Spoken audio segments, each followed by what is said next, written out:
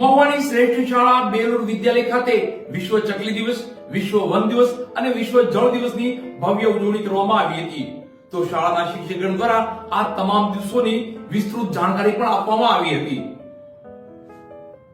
તાજેતરમાં બેલુર વિદ્યાલયમાં કાર્યરત પેલિકન ઇકો ક્લબની પ્રવૃત્તિ અંતર્ગત બાળકો પ્રાકૃતિક સંપત્તિની જાળવણી કરતા થાય એવા હેતુસર વિશ્વ ચકલી દિવસ, વિશ્વ વન દિવસ અને વિશ્વ જળ દિવસની ઉજવણી કરવામાં આવી હતી। જેમાં વિશ્વ ચકલી દિવસના દિવસે લુપ્ત થતી ચકલીને બચાવવા આપણે શું કરવું જોઈએ અને આપણે શું ન કરવું જોઈએ વગેરે બાબતો પર વાત કરવામાં આવી હતી। ચક્કીબેન થીમ આધારિત અભિનય ગીત રજૂ કરવામાં આવ્યું હતું તથા ચકલી માટે સ્ટાફગણ અને બેલુર બર્ડ્સ દ્વારા માળા બાંધવામાં આવ્યા હતા તથા ચકલી માટે પાણી અને ચણ વૃક્ષો પર વ્યવસ્થા કરવામાં આવી હતી। આમ બાળકો ચકલી બચાવો અભિયાનમાં વધુને વધુ જોડાય એવા પ્રયત્નો કરવામાં આવ્યા હતા। સાથોસાથ વિશ્વ વન દિવસ અને વિશ્વ જળ દિવસની ઉજવણી કરવામાં આવી હતી અને એ અંતર્ગત પૃથ્વી પર પીવાલાયક પાણી અને વપરાશમાં ઉપયોગમાં લઈ શકાય એવા પાણીનો જથ્થો મર્યાદિત છે, જ્યારે ઉપયોગ અમર્યાદિત બનતો જાય છે ત્યારે પાણીની જરૂરિયાત મુજબ વપરાશ કરી પાણીનો વ્યય કઈ રીતે અટકાવી શકાય એ અંતર્ગત વિશેષ વાત કરવામાં આવી હતી। વન અને જળ બચાવ અભિયાન અંતર્ગત નાટક રજૂ કરવામાં આવ્યું હતું।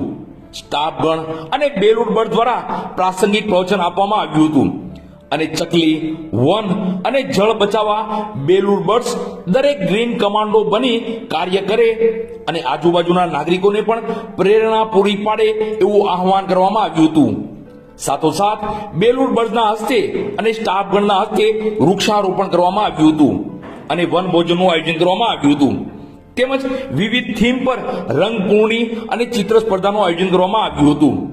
આ દિને ખાસ સ્ટાફગણ અને બેલુર બર્ડ દ્વારા વૃક્ષો પર ખિસકોલી માટે મકાઈ મૂકવામાં આવી હતી, પક્ષીઓ માટે પાણીના બાઉલ મૂકવામાં આવ્યા હતા।